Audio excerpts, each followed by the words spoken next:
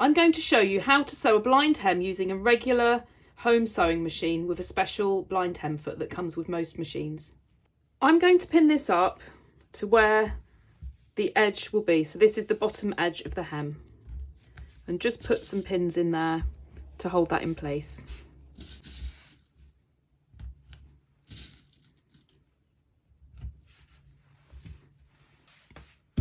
Once you've pinned all the way along, you need to fold this back so you've just got a little bit sticking out from underneath, and then just pin that along. If you've overlocked it, the width of the overlocking is perfect.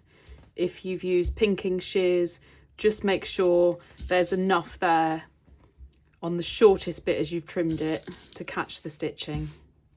And then once you've done that, you can flip it over and take out those original pins.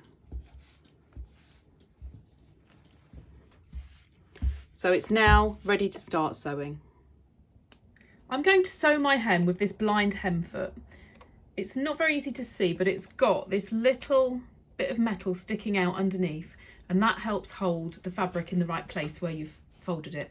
It's going to do a few stitches on this side, and then every, I think it's fifth stitch, will be on this side. So I'll just show you how to thread the fabric in. So where your fabric is folded, that you did with the pinning first, this fold here needs to sit to the left of this little bit that's sticking down. This is a Janome foot, but I think most blind hem feet are pretty similar. If it doesn't look exactly the same, it will be very similar. So you need to get your machine on the right stitch setting. It depends what machine you've got, whether you've got a dial or it's computerized, but just select it onto the right stitch.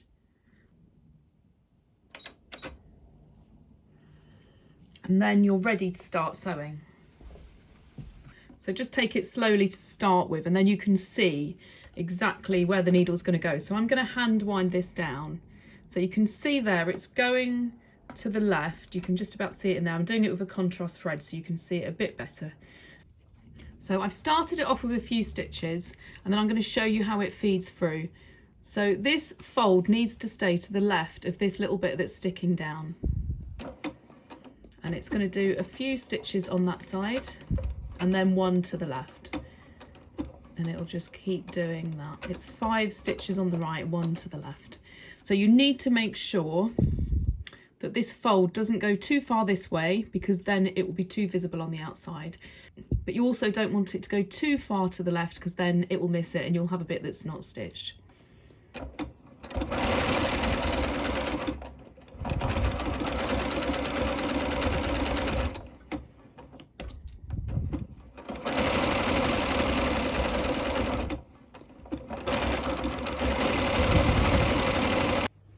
Now that that's been stitched, you can just pull this back, and it'll need a good iron, but you can see how neat that looks. So obviously I've used a contrast thread so that you can see really clearly how much is visible on the outside. But as you can imagine, if that's in the same colour as the fabric, particularly if you've got a printed or a textured fabric, you're not really going to see very much of that.